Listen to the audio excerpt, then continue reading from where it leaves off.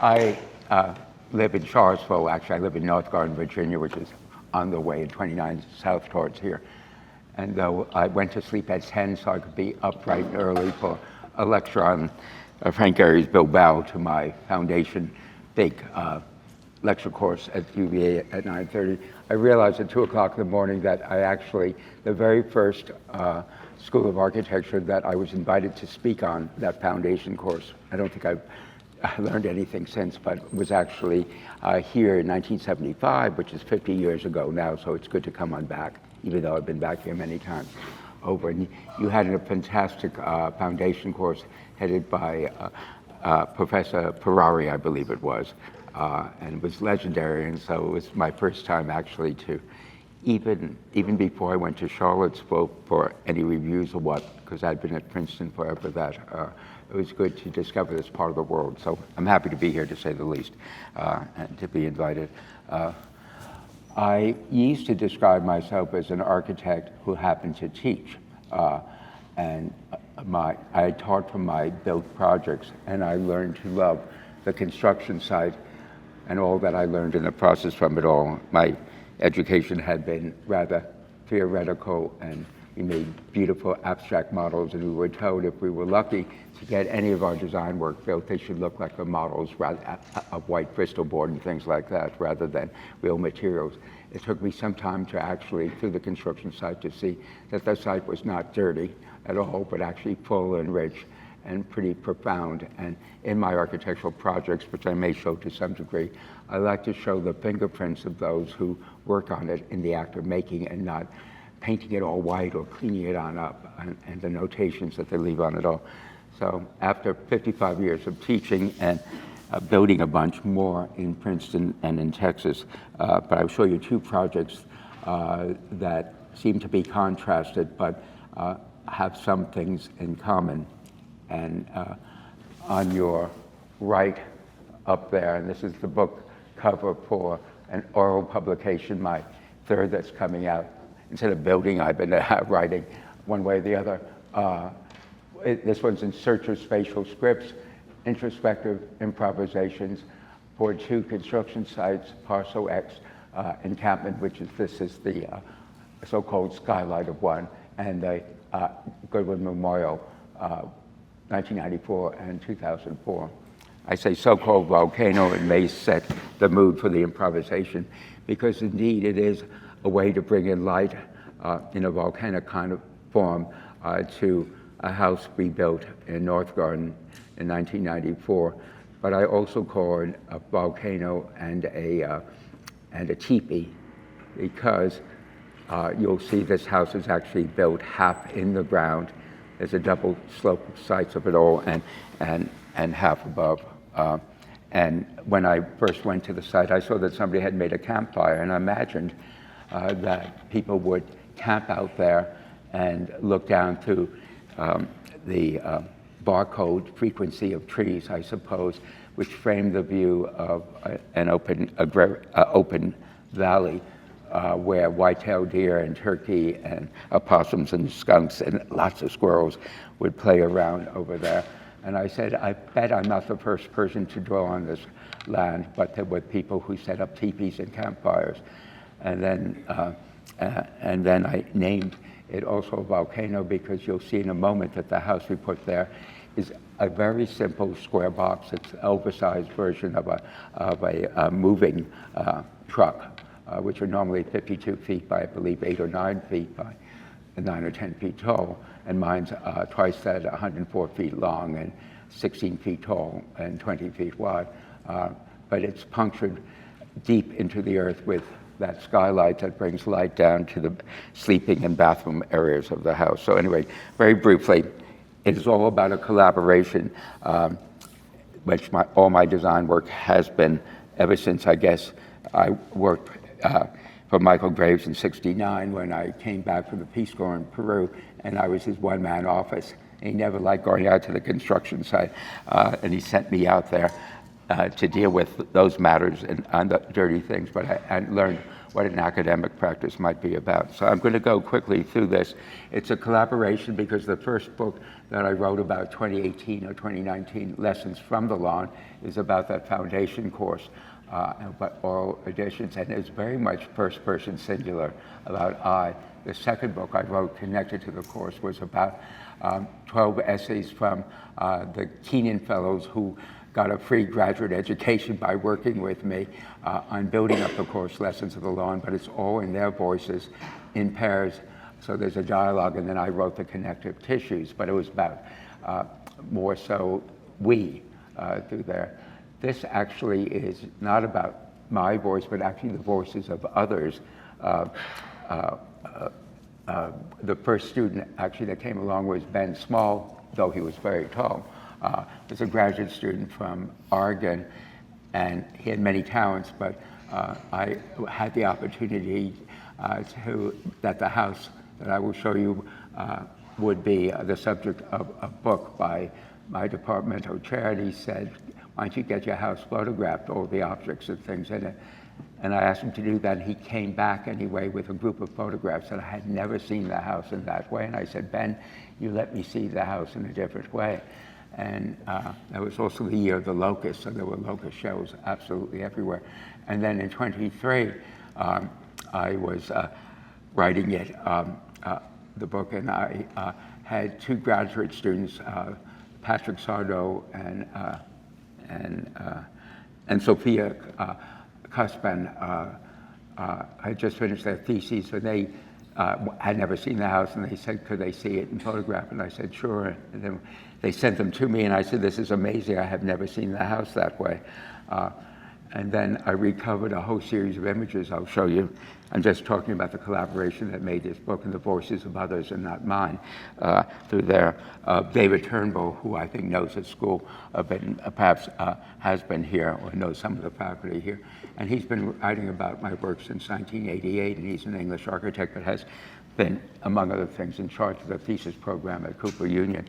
And I looked up his blogs, I guess they're called, on there. He had texts and he had images of a 6-year period dealing with these two construction sites over there. I'll end up that with the epilogue. So I'm trying to stress that actually I'm writing, I think architecture are stage sets for human activities. Bernard Trimi said back in the 1990s, architecture is a theater for human events. And I actually, since I began my early years as one of 7 cousins, nephews and nieces of the Actors Studio Theater giant, I guess, Lee Strasberg, and I was the only cousin who couldn't act, sing, or dance, so he said Peter must be the cousin that's the artist, and I did stage sets, flats and swims, and it affected that they all just, instead of wrapping around and things like that, they were separate, and people emerged left and right, in front and back in front of it. So I think this is all best, and I'm rambling a bit, but I'm trying to say that this started out with about 6 people gathered around interpreting my work. Actually, it started with 4 people, and I was the 5th one, and we named the book A 5-Finger Exercise, and then that included David Turnbull. The 6th one that actually came along was David Island, who's been dead for about 20 years, but is a San Francisco architect. But our daughter, who's an artist out in San Francisco, took me to his house and had so many resonances with what you'll see as Parcel X. And so I decided to bring him in as a cast of character where I would make fictions about his house and my house in it. And so that comes together. We named it 6 characters in search of an author after Pirandello's play. This is a lot of prefacing, and I'll quickly go through the images. But it ended up that the characters aren't the important thing in it all. It's in search of a script of the recorded voices, so it's improvisational through there. So I think I'm going to pause on this one and go on to others. And you open it up on the inside, there's a strategy revealed. On the right-hand side, you could call, your right-hand side, you could call that's a collage of elements all put together. And the man stretching his arm is actually an image of David Island. David Island, it should be from San Francisco. So number one up there, if you can see it at all, there's a stage that's the living space of parcel X that goes down next to, right underneath it is the Eric Goodman Memorial Pavilion. It goes on to Ben Small collage of elements of a cicada and the Tempietto through there, etc. All things that seem to have resonances across it, and then it goes on to other Patrick's and Sophia's over there, and they all come together. There's just saying that there's a logic that we present one idea, then it talks to the second idea, and then that the third idea, the fourth idea, that become composites 5 and 6, and end up being 7 as a warning in that. And then a note to readers, which I'm not going to read, but basically is the history of how this developed from Pirandello's 6 characters in search of an author, 1921, all the way through various Luna Cycles and 500 Cap Street Foundation, which is the David Island house, and it all came together. And one's for a living house, and the other one is for a memorial to a student. And then the table of contents simply combines what you'll see is the Packard plant, a ruined Packard plant that Sophia Cuspin actually brought life back to it all through the reuse of spolia and my modest kitchen table and a very modest window through there, and the Caravaggio's Passion of Saint Matthew, which has to do with the window you don't see. And then I lucked out because through Sophia, who grew up next door to Anne Hamilton, who's a tactile visceral artist in Ohio, but is known worldwide, saw the collages I did, and she actually had worked and did an installation for David Island, and she liked how we were bringing it together, so she introduced this set of texts that she combined from other things and put it together in the name of words that David Island dealt with. And then there was an interview with her, which is fascinating, about the notion of our collaboration and about many voices and the tactility of things. And this is part of the works. And then we had a Henry Moss who had worked with David Island. And then I got forwards by, the first two were perfect strangers, but then I got Karen Van Lengen, who was our dean, to write something about my manner, both of teaching and of construction through there. And then I got Debbie G. Clark, since we're buddies at UVA, to write about the notion of collage and the mixture of things. The image on the right, which I actually liked more than any other to be on the cover, I like the skylight one, but I like this even more. It's more enigmatic over there. Is that an artifact that I made for the Museum of Modern Art way back in 1987 of an architecture and craft incised with the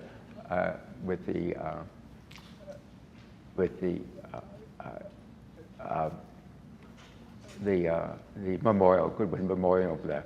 And at the end, I'll show you David's comment on that, as well as a Scarper Gate, which combines things from antiquity and kinetic and dynamic form. Very simply, this is setting a set for images of 2 construction sites.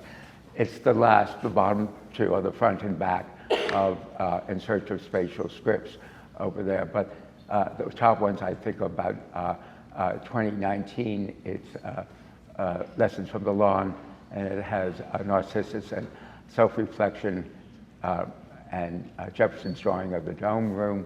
They all begin with plans, I should say, and then as a surveyor would be a characteristic of an architect, a nomad is a figural thing that moves around but knows the secret wells and oases. And so there's always, on the front and back, there's a plan of parcel X on the left and the death of Marat, and a lunatic is a skylight piece up there, which is not a crazy person, but actually reflecting the light of the moon. The second book is Connective Tissues by the 12 Keenan Fellows, and then my commentary and collages between, and the third one, which will come out now, according to Amazon, about November 1st, and this is In Search of Spatial scripts. So for me, it's actually all 3 of them are about the same set of recurrent dualities in architecture, a temporal dimension where the construction site begins precisely with whatever surveyor puts on down, and then you dig down into the ground. The first architectural act is to break the ground,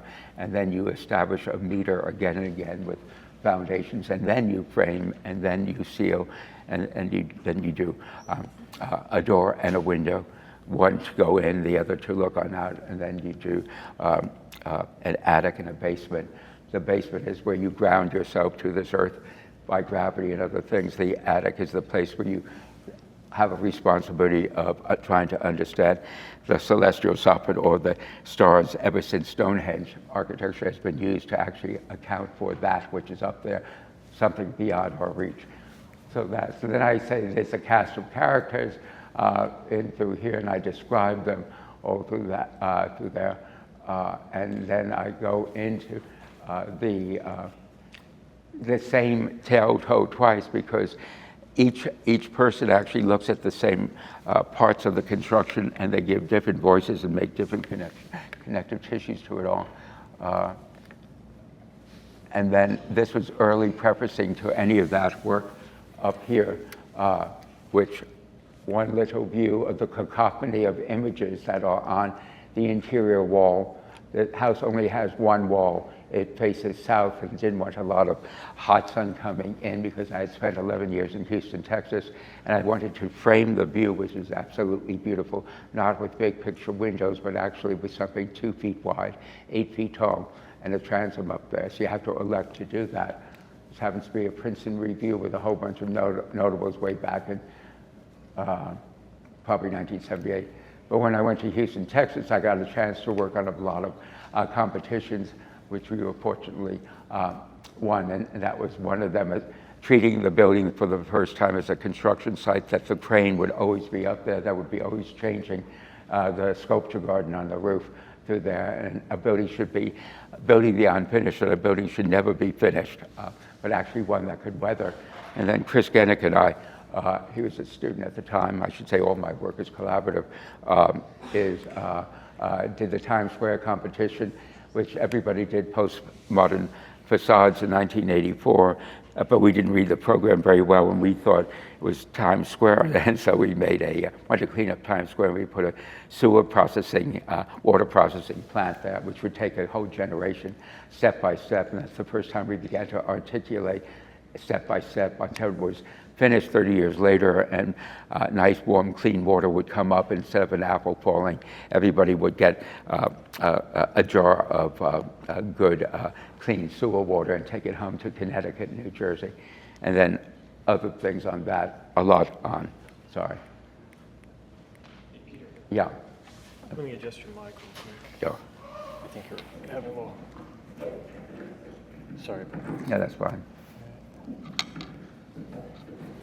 I want to go back.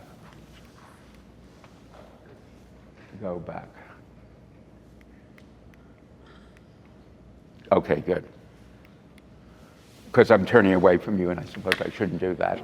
But this is the Ben Small contribution over there. The yellowish image on the right is simply an etching of an Etruscan cup. It has glass in front of it, but you can see that he caught the glass block on the other side of the side. So Jefferson and many, many people actually worked off of graph paper.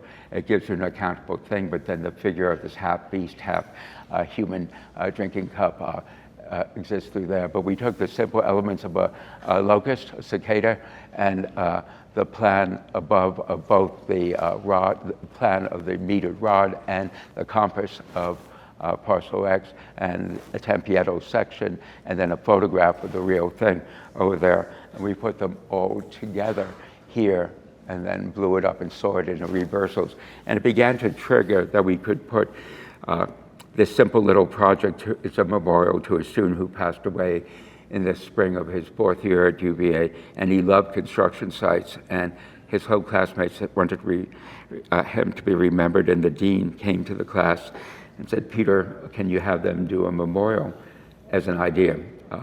And then she got the funding for it all, but most of it was all built by the students, and Allied Concrete supplied the concrete, and we all did it and built it over the summer. Okay. This is the School of Athens, a painting by Raphael. He's all prefacing about things that all of these projects gather around It's famous because on the upper part of there,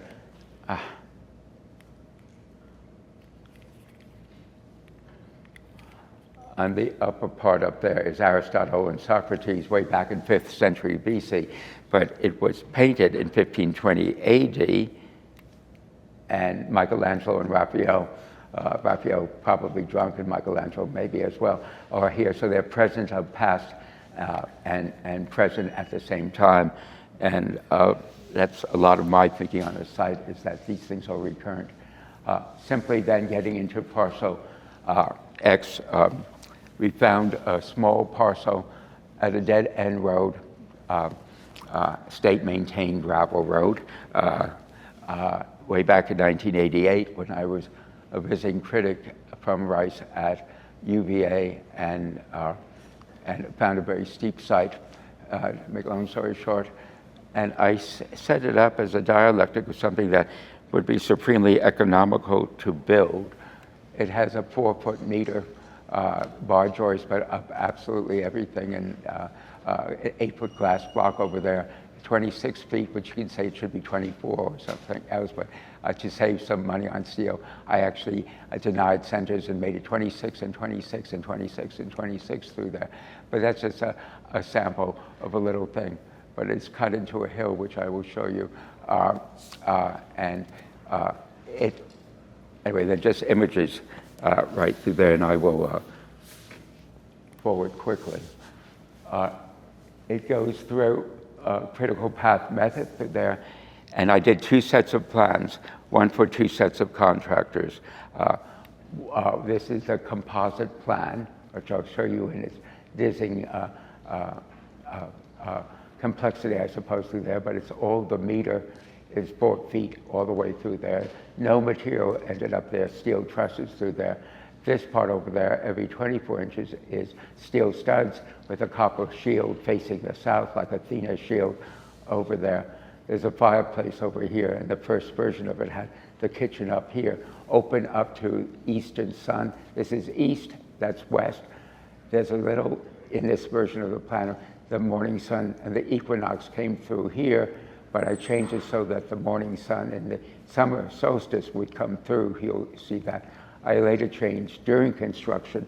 That's the improvisation. Instead of having everything on one level here, it's a one-level house with bedrooms back there and living room, dining room, kitchen over here. I put it on the lower level around the hearth, which you will see. So even with construction documents and bids and all that, during construction, I changed it to ground the house literally below over there. But the other things that are in the scheme are these obliques, which face actually directly solstice location of the summer sun over there. Morning light coming in, and late afternoon a little bit in the kitchen, which is this long thing, and a kind of a counter through here. So I will show you them separately. Well, even before getting into that, when I was at Rice and we had bought the land, and I told UVA I would come in 1992, I designed this tower, this object that would be sitting on the land with one good window over here, and actually grounded back. The whole stair going down to a grotto-like kitchen was on the lowest level over there, and then you have to go up to the piano and overlay, a living room, gigantic window over there, and then bedrooms up there, as well as some bedrooms, because our kids were in college, that have to sleep in the kitchen or room off of it. We didn't build that, though I was about to. I came because I had a different feeling about how one should approach the ground.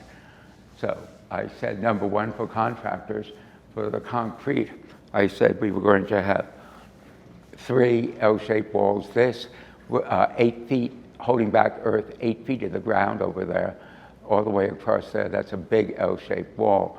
There's another L-shaped wall which begins over here, which is even with the ground relatively here, but then it goes down 11 feet over here, and that contains this edge. I was making one flat level in a terrain that actually moved both the north to the south and from the northeast down to the southwest. So this is all one level, but this is 8 feet in the ground here, and the same level is 11 feet above the ground there.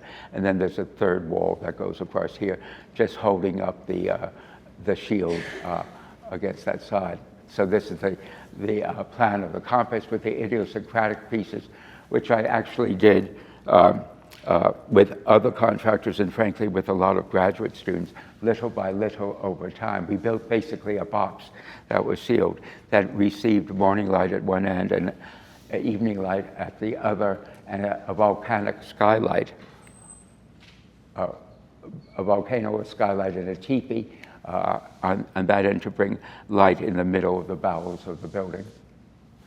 And then this is perhaps where, if I were a surveyor, which I hope I am, I would lay down graph paper through there.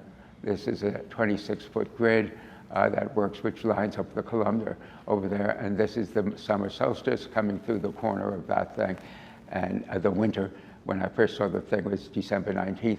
I saw that the winter sun sets down here to the southwest. The summer light comes in that corner there, etc. So there's a big span.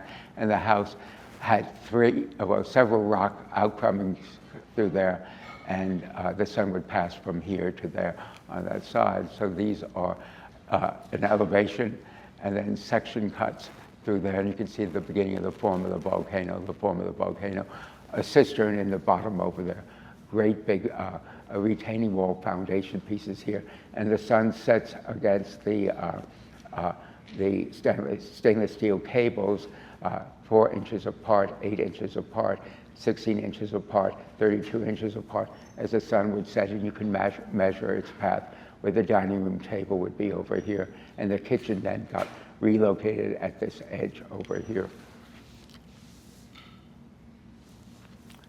Patrick found 2 great maps online. This is 1994 when the house was built. It was a big open, what they call a hollow, an open field where white-tailed deer and turkeys, etc., would roam around. It was a hay field as well. And when I first saw it in the winter of 1988, they brought cabs to actually winter down here as well. And so I didn't own this, I only owned that piece of land, 3.84 acres. But I thought the cows belonged to me. That's why they haunt the house. You'll see in a minute through there. So anyway, but by 2021, my neighbor down here, who's a landscape architect, thought that he should plant pine trees, later to be lumbered, I guess, timbered through there.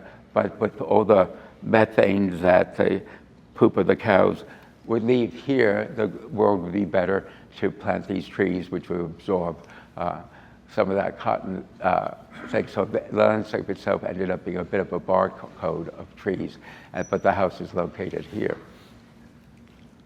And these are probably the most important information that I share with students and contractors.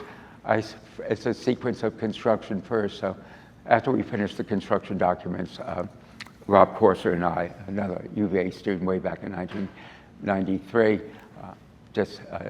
anyway, on December 24th, he said, we've got a good bid, make sure that the idea stayed there. And I said, well, I got to the site and I surveyed and measured it over there. We put wireless down and the tar paper, and I said, and a teepee must have been there around a campfire one day. And I said, okay, I need to get serious. And I said, what's my first architectural act? Is to do an L-shaped wall to hold back the cutaway that I was doing. And then against that wall, I made one flat level that ended up being 11 feet above the ground here, but 8 feet below the ground here. This ends up becoming a court. And then I had an erector set, and I said, I'm going to have a steel frame coming across here, 4 feet in, and then 26 feet, and then another 26 feet, which lines up to there, to the back half and the front half, and then another one here, another one there. This is 4 feet out, putting a leg out into the courtyard. And then against that, I established, okay, a framework and a set of cave-like walls through there, and we put the copper shield in the front, which was the facade, with standing seams every 16 inches. However, the trees grew out here and they cast barcode shadows on it all day long, so it's very enigmatic. And didn't have a door in the front at all. The doors were actually laterally like Frankfurt right here and like Frankfurt right there. So anyway, once that goes on, I put in what would be the bathrooms and what would be, and the hearth over there, and a wall to reflect on the north, reflect the southern sun back against a glass block wall. And then I put a roof on it, and I could have left it there, but I pushed something through it called a skylight, a teepee, or a volcano, because our daughters were in college, and I thought, wouldn't it be nice if they were married at home? And I had it engineered so 100 people could be dancing up on the roof. They decided to get married someplace else. However, but then I had it light, instead of lighting up the building, the object, I actually had the building light up at night and illuminate the land. And we drank a lot of coffee that night, Rob Corser and I, making this model, so we had a lot of styrofoam. And I said, okay, we did the outside, now on the inside, so we cut it up, and that's underneath the volcano over there. You can see the erector set coming through here. This is the back of the building. This is the so-called front parallel to the road. And then, I like to think, I'm looking at the time, good. I like to think that we began with cutting away the ground. You can see that's 8 feet there. These two people are setting up the corner for the formwork of that first wall. So we built a wooden wall, which I love the complexity of it all, and then they filled it with pumped-in concrete in there. And it doesn't even show there, but some other details I have show the reinforcing rods vertically and horizontally, 5/8 inch, 12 inches on center. Then we stripped it off, and I said, that's too bad, that's more interesting to me. And it had none of the modulation of accountability of that. You see there's one big window there by one of the bathrooms, so that when I brush my teeth or shave in the morning, I leave a water spout on the outside dripping. Again, raccoons come along, and I brush my teeth, and they brush their teeth, so they keep me company. You can see the beginning of those walls, and then there would be a second wall, and then there's a third wall over there. And then we have the line of lolly columns for the steel columns that come on up, and this is now towards the western edge of the site, and it's all level, except that this area is 11 feet above the ground. This becomes a stair that goes on down. And this is the back part with that slit over here for the summer sun on June 21st. And this is anyway when the slab is in, and there's a manhole in the middle of it because there's a hill that goes up 350 feet, and a lot of water comes down over there.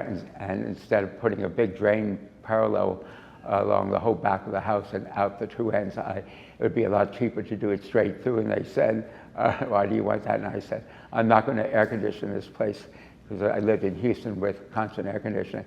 So I said, but I'm going to put a 6 feet down anyway, I'm going to put a manhole, and when it rains in the summertime, cool air, 55 degrees, would air condition the house through there, and it's still there. Anyway, that's the floor, that's the western edge over there, that's the bar joist through there, and some details. And then, this is the house in 1996, I guess, because a lot of trees were cut away, which I thought was unfortunate. This is the kitchen door, so we're very, very humble. There's a humble window here, just a Lowe's wood double-hung window. All these other windows, though, in framing are Hope's windows that Frank Lloyd Wright used in Falling Water, and so they have enamel finishes over steel, and we'll never have to paint windows ever through there. But this is where the kitchen is now, a humble little blister, a lifeboat of a building with a fireplace. So when the whole building is a room, maybe I already said there was a 19th century farmhouse over there. But now the trees have grown on up, and this is above the kitchen. There's the roof deck up here for the dining room, living room, etc., coming on out. And okay. This is a photograph.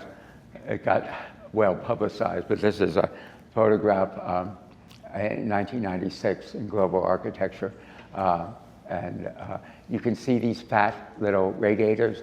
They're like the cows that were down in the field below.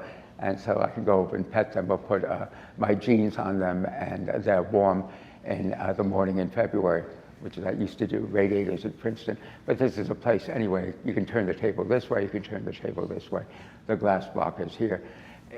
Though it faces north, the summer sun high noon sun hits the hill and bounces it back on in here.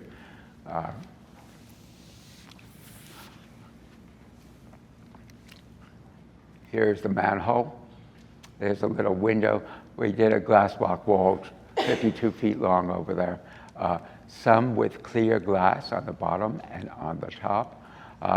And I said, I like it. It's like graph paper, but it's cerebral, but I can't possibly inhabit it. So I took a window design for the kitchen table on the lower level, and I put it here because I can sit down here and read a book. That's why I put that window there. And then this is one of Patrick's photographs, a view of it with yet another cow, you could kind of say over there.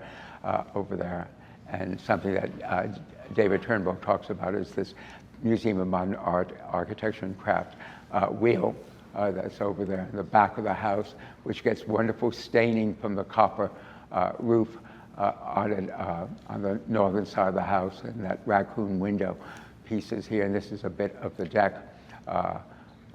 All these pieces outside the boxwood I did with students over summers, trying to use IRS refunds little by little. But over 30 years, I've gotten a lot done.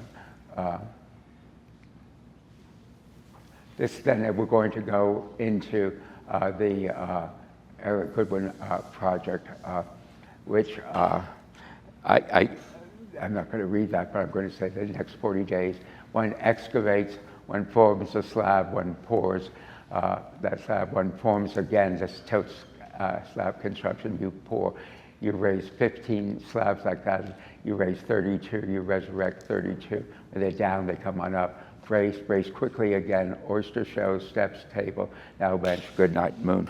So it's ways of summing up the specifications for construction. This is an early drawing that actually Justin Walton, one of my students in that fourth year class, did for the passing of Eric Goodwin, where we utilized tilt slab construction because Allied Concrete said they'd pay for it. And we did a 12-inch slab, a 12-foot square slab, and a 16-inch one. The two backs line up on the north side. When they approach the building on the, let's say, entry porch or courtyard of the School of Architecture, they slip, and you slip into it in a space big enough for one person. But you can gather in groups on this side. This would be the late afternoon side reflecting the sun, and nature could grow on up and weather it. And there's a bunch of galvanized steel pipes that make a framework, which a bunch of spiders on the other side has a big black stained wall facing the eastern side. Over there, and there's a big table off of it. These are in the School of Architecture, which is back here, and big steps in a kind of courtyard, brick courtyard, and what was called Centennial Oaks over there, and it steps on down and steps on down. We lined it up with actually an existing window on a major corridor that leads to lecture halls here. It's only 2 feet wide in the school, and that's what that 2-foot wide space in the middle is. Here's the plan view of above with the table here on the morning side. This slab tilts out 7 degrees because it's called tilt slab, so you can see it in its dynamic kind of quality. We put lots of extra reinforcing and braces. Normally it's just lifted up straight like this one is, but this one is let to teeter over on that side. And the drawings we did for we put a hole in the center, and they're eccentric to one another. And this is the reinforcing steel on the right side. I'm racing through this. But we also imagine a space for one that you go walk on down into the earth. And the roof forms, sorry.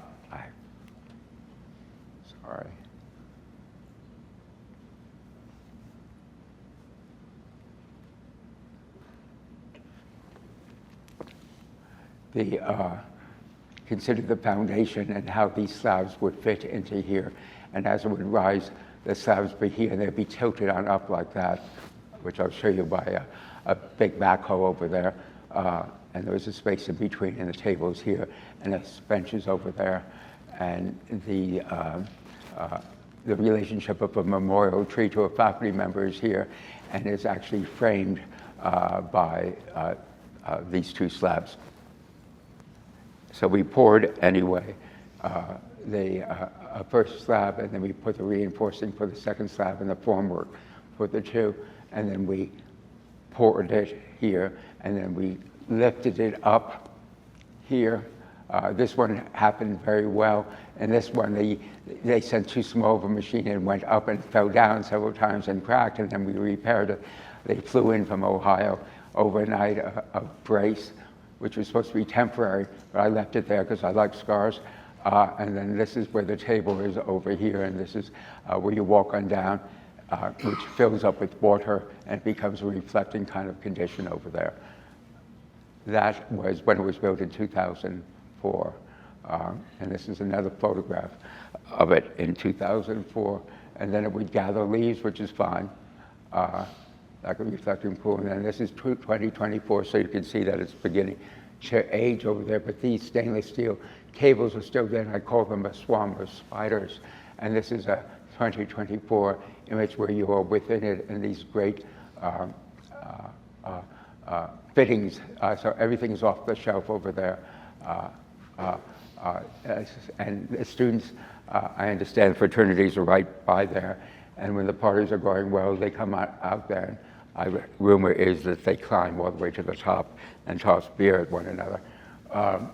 Here are its situation over here and in front of the School of Architecture with that space here. This swings around 180 degrees on a pivot.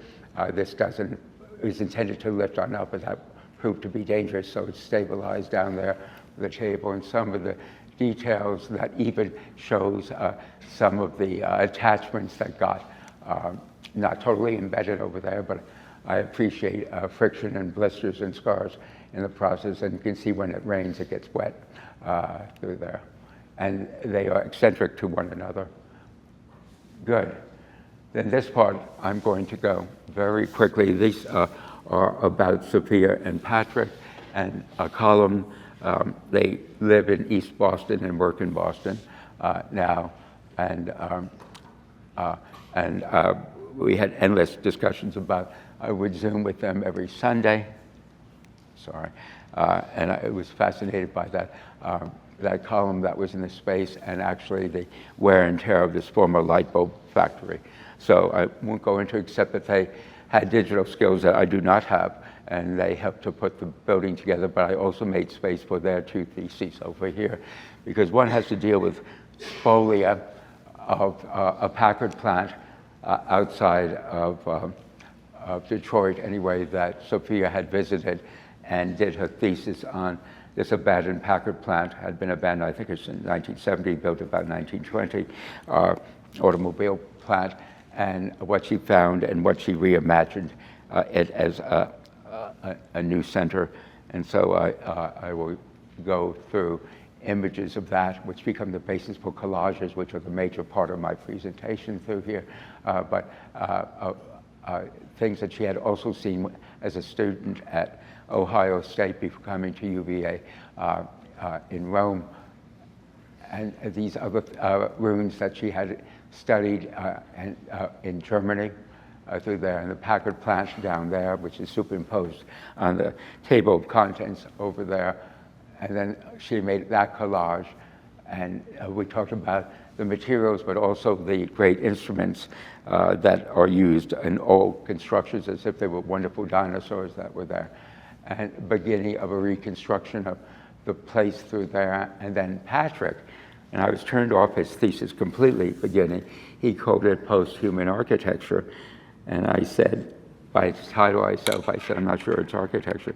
He was dealing with all the data plants and energy facilities and even food growing that is being designed now by using AI and big data. And in a few years, you don't even need people being paid at Amazon $19 an hour, because robots will do all that, and it could be constructed digitally through there. The more I learned about it, though, and the more I saw the amount of construction that's happening here and around the world, I got very much interested, and I thought it revealed that I had designed Parcel X so there'd be no waste whatsoever, nothing cut. It all was the standard materials that came through there. And so anyway, these are images of huge fulfillment centers and data centers that are around, that again documented in his thesis through there. And he had worked on them professionally before coming to graduate school. And I said, there's something about setting up this obsessive accountable grid all the way through it that I thought was tried to be revealed in a very primitive way in Parcel X, as well as using everything off the shelf in the Eric Goodwin Memorial. And here he put David Island, superimposed David Island, who cut up concrete.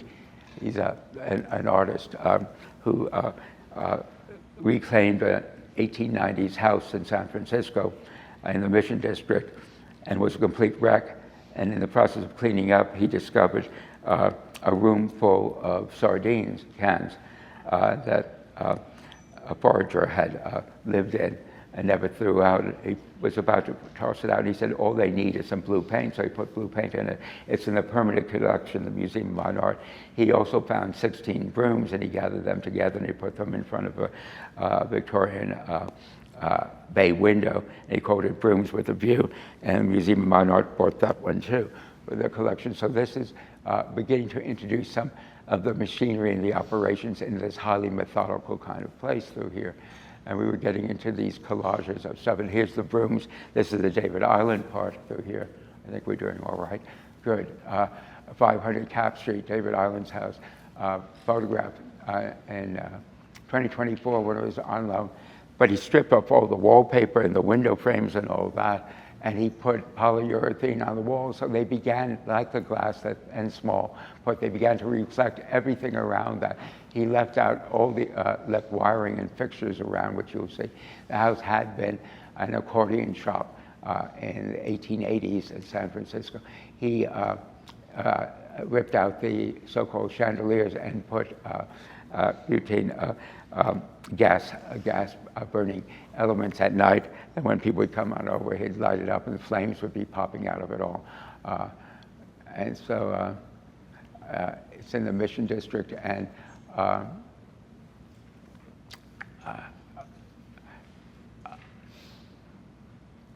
I described my entrance into it, which I had never known about him whatsoever. And I'll read you a little piece, Island, from Bainbridge Island in Washington State, and a long-term teacher of African, leader of African safaris, and a great game hunter himself, had an obsession with the longhorned antelope skulls, which stared down on the many guests of his long refectory table in the dining room, as well as to bear witness to the everyday endurance of wildlife. I left this amazing, amusing house as museum, realizing it was full of spolia as John Soane's house, and that of its contemporary Jefferson's Monticello, who also authored the vast construction site of the academical village, intentionally framing his immense continental imagination, witnessed by Lewis and Clark and realized by the Louisiana Purchase of Thomas Jefferson as the third U.S. president, all of which brings me back to Sophia and Patrick's theses and the potential power of this five-finger exercise. Now, that's a run-on sentence, and I'm told not to do it, but I think my mind runs like a run-on sentence actually through there, which gathers within a period and paragraphs a desire for connective tissues that might add up to a richer whole. These are the plan of 500 Cap Street to the same scale as this. This is longer, but the width is about the same through there. It has a similar kind of metering going on through a front door and a stair that goes on up, walking into what had been the accordion shop, and the shop door was actually here, but also doubled as a living room, and then went into a hall, which was louder than this incredible dining room table that goes all the way through there, back to a kitchen, and the stairs to the upper levels. Here, this is where the kitchen is here, with that fireplace hearth down there. The bathrooms are over here. This is where the teepee volcano skylight happens to be for the sleeping areas of the house. and the stair that comes up from the kitchen below to, this is a deck on top of that, and a way to come on out, and the meter. So we began to see similarities between that house. This is parcel X, the dining room over there, looking west through here. This is the kitchen. Can't believe this. This is actually, I hope this is, I didn't label it wrong, but anyway, this is actually the table for the memorial at UVA. This is the dining room table at 500 Cap Street. In this case, we should have used the images with the skulls around it, and then this is the, so this is really, I hope it didn't, I hope this version isn't the one that got printed. This title belongs here, and that title belongs here. What's the role simply of a table as a place to share and making various landscapes for human inhabitation. This is all, again, then about David Island's idiosyncratic kind of collections of things, and perhaps some of mine as they appear around the house.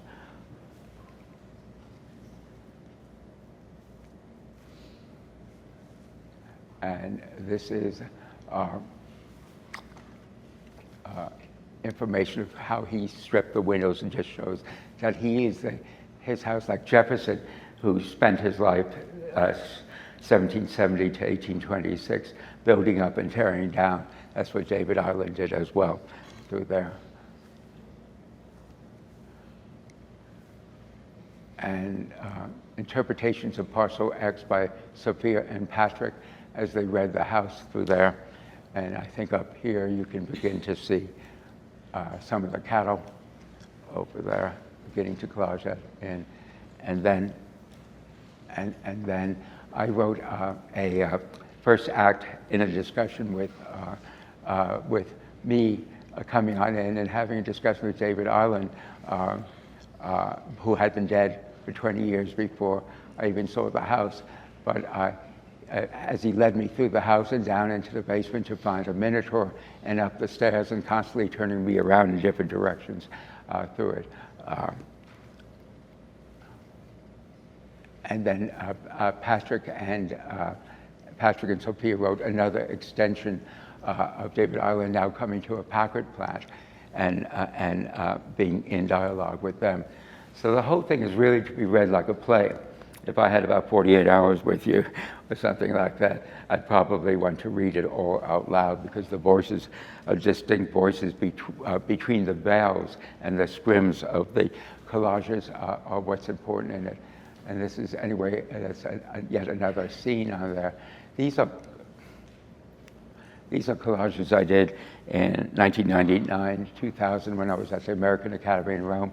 Anne Hamilton thinks they're better than the digitally produced ones now, because they are visceral. You could fold the paper, you could see shadows on it all.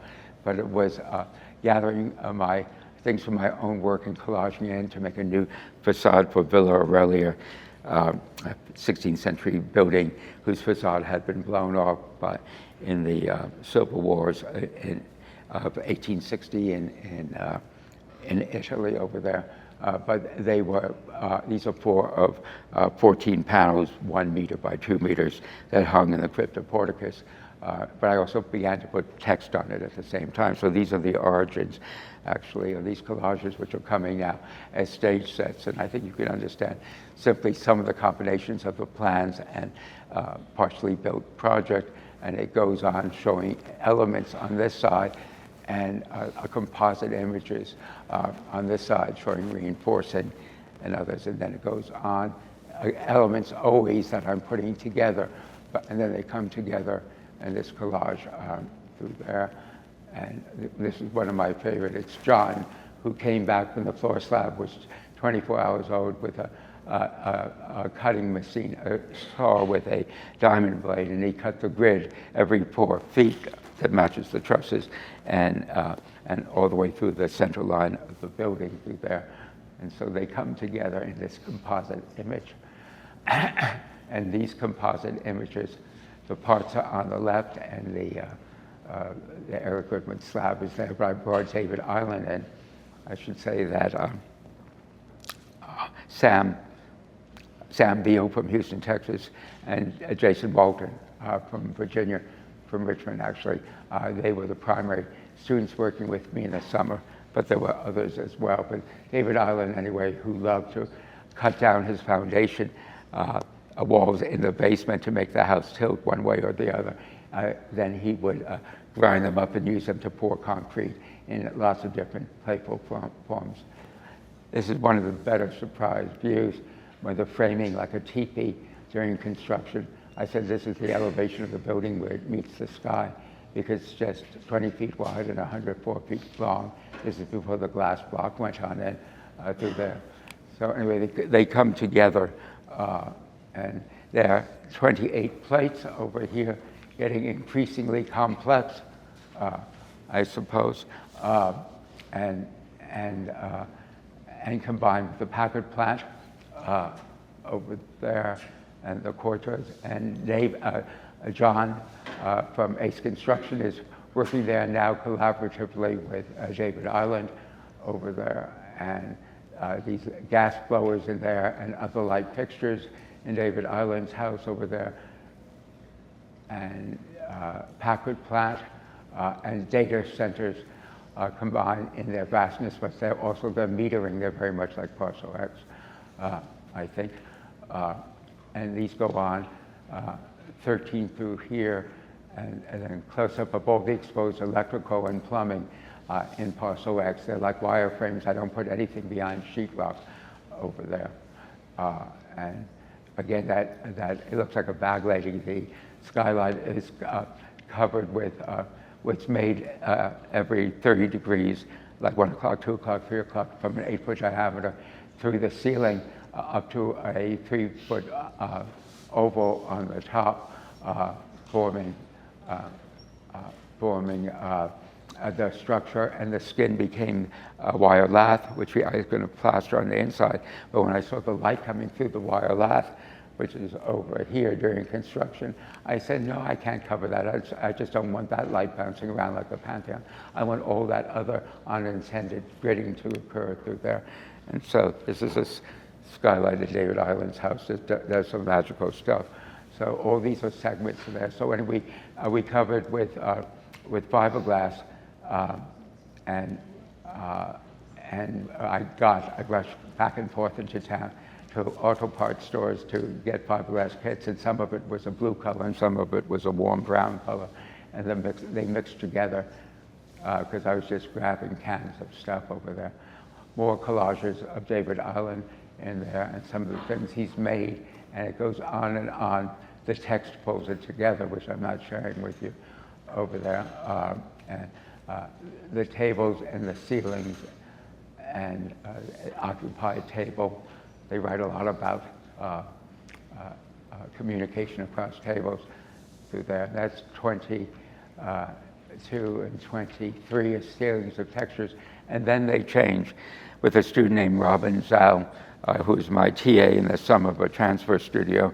I had him in design series before. It's rather amazing. I said, let's the two of us make some collages together. So we gathered images that you have seen over here and text that I had written, and we began to put them together in a step-by-step process. This is the lead end of the elements that led to the most complex series of them through here. So they ended up with the locust up there and the Tempietto, which is the start of the process, and then the Eric Goodwin project over here, and then this is Parcel X over here, and the stairs that take you down to below, getting down to anchoring the foundation pieces that you go down into the ground on the Eric Goodwin again, so it goes back and forth. Then these are the pieces that are plate 24 on that, and then they come together in my mind, this rather stunning collages of these, the aperture of the volcano, the skylight, the teepee up here, and the apertures that are jostled because one's a 12-foot center, the other's a 16-foot center over here of the Eric Goodwin, together with the centipede eyes of the the box that I did for Architecture and Craft for the Museum of Modern Art 100 years ago. And David Island is even there, and even his desk, his world, in a certain way, is water and concrete all mixed together, like all these other round things, to make his territory. And then another whole collection of things where we got quite excited that we really wanted to invite David Island for dinner, and he could swing around in that box over there. So we put him right in the center over there in the living room, through there, and various views of it all cut through a plan process. And then even more, we got maybe overly involved, even more that these began to combine simply into that, and these into that, and then it got into this, where David Island at the Los Angeles Contemporary Art Museum used plaster to paint a wall, but then he put it on my wall as if he was saying that's David Island in his older age over there around his house. And Eric Goodwin together with David Island again coming through there. And so we really wanted to bring him home even though he's buried someplace. And then we got onto this set of images that added up to this one. This is plate 27. We picked 28 because there are 28 phases of the moon, and then the whole cycle goes again. So in my first book, Lessons from the Lawn, there are 28 collages, and let's say we decided to do that again, a second pass at that sequence. And then this is the 28th one over here. Sorry. I'll get you here. I want to end with the epilogue. But this one is pretty stunning in that he's just standing back over there with one of his lights he's obsessed with over there. And we get back to the conversion of St. Matthew, St. Matthew, anyway, by Caravaggio there. And you can see the little fat cow over there and another radiate over there. But this is before it was total, but you can see the glass block. So I like that. It's like the end of a stage, and it's like the stage manager is cleaning up over here. Now, very quickly, good. Actually, I have to do it very quickly. David Turnbull and I will finish in 2 minutes. We dreamt the same dreams, American dreams, about Europe, European dreams about America. We talked about cities, about the wilderness, about deserts, mountains, lakes, rivers, the coast. We talked about the plains and prairies. We talked about freedom, about heaven and hell. We talked about the past. We talked about the future, and then we stopped. That's 2018. I'm just going to show you one other, but it's the essence. I appreciate both. Talking about the house, and this one, which I think is pretty stunning and also could be a cover, and I'll end with this. As at the eastern retaining wall caught the end of the afternoon sun, I understood the relationship of the dog steel structure, the glass and concrete with the hill and the woodland. The open-sided court receives the morning sun to wake the private quarters of the house. Guests at endless extraordinary dinners look west towards the trees to the valley in the setting, to the setting sun or moonlight. Since passing W.G.'s house in Charlottesville and discussing his beautiful short essay replacement with friends who love it, I have been reading Thoreau and thinking about his insistence that life should be lived deliberately, which makes sense profoundly in a place like this, where deliberation can be abundantly rewarding. There are, but I won't read, 2 others. I love this one as well, by him, and this image and that image. And I promise to finish within this time. So thank you for this opportunity. It's a very strange script. It's like a rehearsal or a tryout on how to show these 2 things, which is a book and a script, but it happens to be a lecture. Okay, good.